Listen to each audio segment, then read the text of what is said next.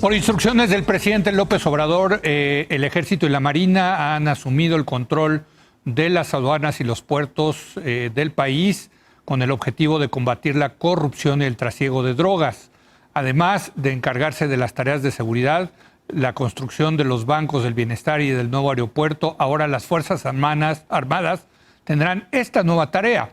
Y para hablar de este tema le doy la bienvenida vía remota al experto en materia de Fuerzas Armadas, a Javier Oliva. Javier, ¿cómo estás? Muy buenas noches. ¿Qué tal, Leo? Buenas noches. Saludo en casa al equipo en el estudio y a nuestro auditorio, por supuesto. Buenas noches. Pues a mí me parece increíble y yo te lo digo, ya te lo había dicho y lo repito, no me gusta que cada vez a los militares le estén cargando más atribuciones en el ámbito de lo público. Bueno, me parece que también esto obedece a la información a la cual se le acerca al presidente de la República, Leo, en el sentido de que cierto tipo de actividades no pueden esperar, dada la situación que él explica día con día en sus entrevistas matutinas, a propósito de la problemática que significa, por ejemplo, la dispersión de los recursos en efectivo por el Banco de Bienestar Social, por ejemplo, o al encontrar una problemática tan aguda de corrupción y de trasiego de distinto tipo de mercancías ilícitas en las aduanas mexicanas, terrestres y portuarias. Y entonces, en función de la cadena de mando de cómo funcionan las Fuerzas Armadas en México y en la mayor parte de las democracias, es entonces que el presidente gira la instrucción para que se cumpla este ordenamiento, que pues ya tiene algunos antecedentes, Leo. Sí. Y es importante que lo sepa el auditorio, cuando en el 2017 el gobierno de la República le transfiere la responsabilidad de la seguridad a los 97 puertos, incluyendo los internos de las aguas internas de los lagos en el país. Entonces esta es una segunda parte que es un tanto parecida a la reacción, Leo.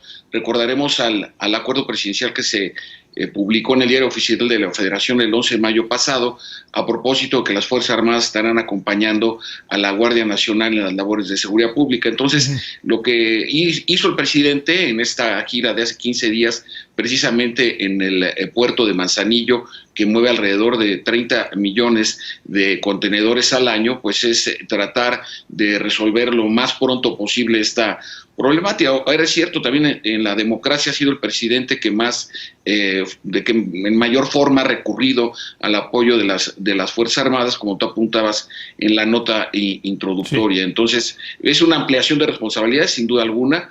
Preparándome para esta entrevista, Leo, consulté y estudié los planes sectoriales, tanto de defensa como de Marina, y en ambos casos, y sobre todo en el caso de Marina, se contempla que en la medida en que la Secretaría de Marina cumple 3 funciones. La primera como autoridad portuaria integral, sí. La segunda como guardia costera y la tercera como Fuerza Armada.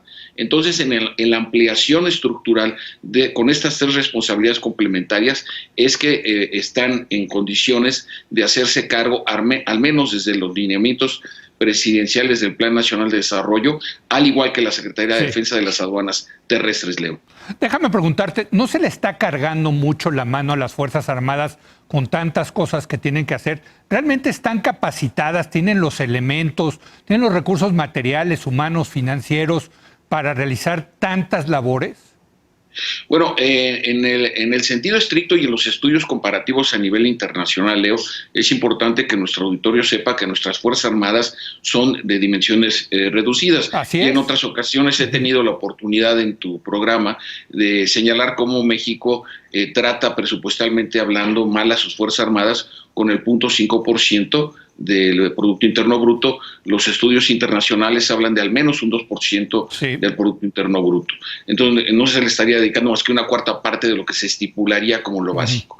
Esto por un lado. Y por el otro, le cargas todas estas labores, Javier. Así es. Y además el número de elementos, porque además de todas estas actividades, Leo, pues sabemos que nuestro país en la época de huracanes y ciclones, como lo estamos viendo ahora en Tamaulipas y Nuevo León, pues se aplica el plan DN3 no solamente para la contingencia de la epidemia, sino también se aplica para auxiliar a la población en situaciones de desastre natural, como ocurre ahora. Entonces, evidentemente, son muchas exigencias y es el mismo personal. ¿Qué le corresponde al Poder Civil en este sentido? Pues darle las condiciones presupuestales y en un momento dado jurídicas, como ya se hizo con la creación de la Guardia Nacional y ahora con evidentemente, esta instrucción del presidente, Leo, y es muy importante señalarlo, falta que comience a tomar cuerpo jurídico, es decir, que tengan que reformarse algunas leyes para que esta instrucción del presidente pueda publicarse en el Diario Oficial de la Federación y entonces pase a cobrar realidad. De todas maneras, la Armada de México ha cumplido con estas funciones de estar atenta a no solamente a lo que sale y a lo que entra del país, sino a lo que sale, Leo, ¿no? Sí, claro. La exportación ilegal de minerales, por ejemplo, vehículos robados. Entonces, son zonas lamentablemente muy complicadas y que sí requieren de un trabajo importante en materia de inteligencia y seguridad. Pero, digo, a mí me preocupa todo esto, Javier, desde el punto de vista político, porque si yo sí creo en los gobiernos civiles, desde luego con fuerzas armadas leales al régimen democrático y a los gobiernos democráticamente elegidos, pero al darle tantas atribuciones, me parece que las fuerzas militares empiezan a jugar políticamente. Bueno, esto habría que analizarlo porque por dos razones, Leo. Una, en términos políticos, tenemos ya por lo menos casi 3 décadas sin tener un gobernador de extracción militar. Sí. No hay senadores de la República desde el año 2000 de extracción militar, salvo el general Sandoval y el almirante Ojeda en su responsabilidad como secretario de Defensa y Marina, pues cumplen funciones también como parte de un gabinete presidencial. Ahora, en términos presupuestales tampoco estamos viendo una sobrereacción por parte del Poder Civil para darle recursos a las Fuerzas Armadas. Tampoco se han creado las plazas necesarias. Hay poco más de 430,000 policías entre municipales y estatales frente a 330,000 elementos de las Fuerzas Armadas, incluyendo a todos los administrativos, los médicos, las enfermeras, etcétera. Entonces, cuando le ponemos número a este tipo de aseveraciones, nos damos cuenta de que además son por instrucciones del presidente de la República, que hay que recordar, de acuerdo al artículo 89, fracción sexta, es el comandante supremo de las Fuerzas Armadas, ¿no? Entonces, en ese sentido, la lealtad y la subordinación. El discurso del almirante Ojeda fue muy interesante en Manzanillo, cuando le dice que el presidente cuente con la lealtad y la subordinación institucional por parte de la Marina. Entonces, me parece que este código de valores, que es una de las bases fundamentales del sistema político mexicano y de la propia democracia, que es lo que le permite al presidente, en este caso López Obrador, con una trayectoria ideológica específica y una trayectoria como opositor muy dilatada, tener una relación tan estrecha. Mira, Leo, y esto a mí me parece que es un dato muy interesante. Yo, de los estudios que yo he hecho desde hace muchos años en las relaciones civiles militares, en la historia reciente de México, ni el secretario de la Defensa Nacional ni el secretario de Marina en turno habían tenido una tan estrecha relación cotidiana con el presidente de la República. Como sabemos, se reúnen diariamente, prácticamente todos los días, incluso cuando está de gira el presidente de la República, para tener la mesa de las 6 de la mañana para analizar la situación de seguridad pública en el país. Entonces, ahí vemos esta muy estrecha relación y de colaboración directamente con la autoridad civil, que no estamos acostumbrados en México, eso es real, pero me parece que la problemática también requiere una respuesta proporcional ante la gravedad de los problemas de la agenda nacional, no solamente, insisto, en materia de seguridad pública, desde luego, sino en algo que es muy importante para el presidente de la República, cumplir con sus compromisos y de política social con amplios sectores de la población.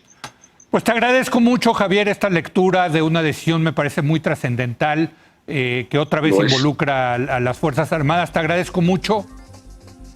Muchas gracias a ti, Leo, por la invitación. Saludos en tu casa también, por favor. Gracias. Y saludos a nuestro auditorio y al equipo. Gracias a ti. Igualmente, querido Javier.